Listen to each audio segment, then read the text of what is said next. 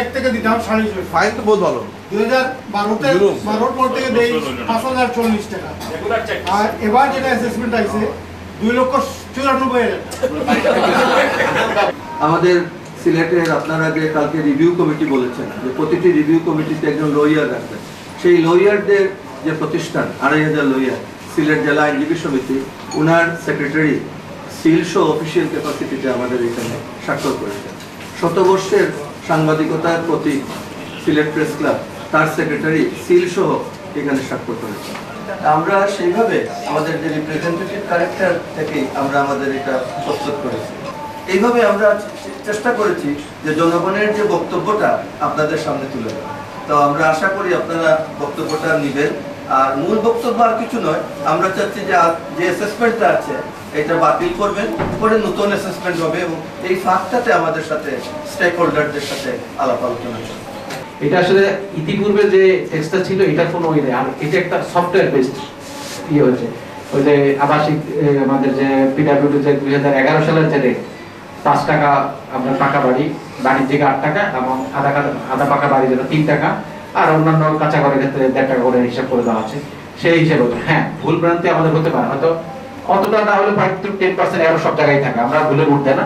But আমাদের পক্ষ থেকে আবারও বলি, আপনাদের যেন সহনীয় পর্যায়ে থাকে সেটাই ইনশিওর করা হবে।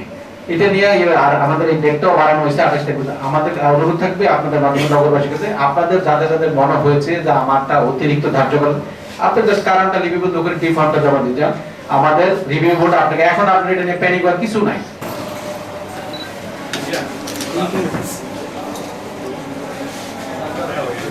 নগরবাসী নির্বাচিত প্রতিনিধিদের প্রতিপক্ষ নয়, এই বিবেচনায় আমরা হোল্ডিং ট্যাক্স নিয়ে যে জটিলতা বা যে ক্ষোভ বিক্ষোভ, এটার আমরা নিরসন চাই।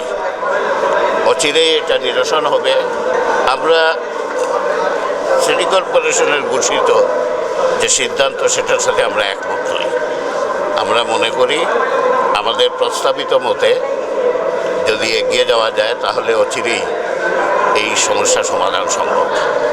আমরা সিলেটের নাগরিকবৃন্দ মঞ্চ থেকে এই ব্যানারে আমরা আজকে সিলেট সিটি কর্পোরেশনে এসে সদ্য প্রকাশিত তাদের যে অতি উচ্চ হারের অযৌক্তিক অন্যায্য জনস্বার্থের পরিপন্থী যে কর তালিকা হয়েছে, এই কর তালিকার প্রতিবাদ জানিয়ে গেলাম, স্মারকলিপি দিয়ে গেলাম এবং আমরা আহ্বান জানিয়েছি স্মারকলিপিতে যে আপনারা যে অ্যাসেসমেন্টের ভিত্তিতে এই তালিকা প্রণয়ন করেছেন সেই অ্যাসেসমেন্টকে বাতিল করুন।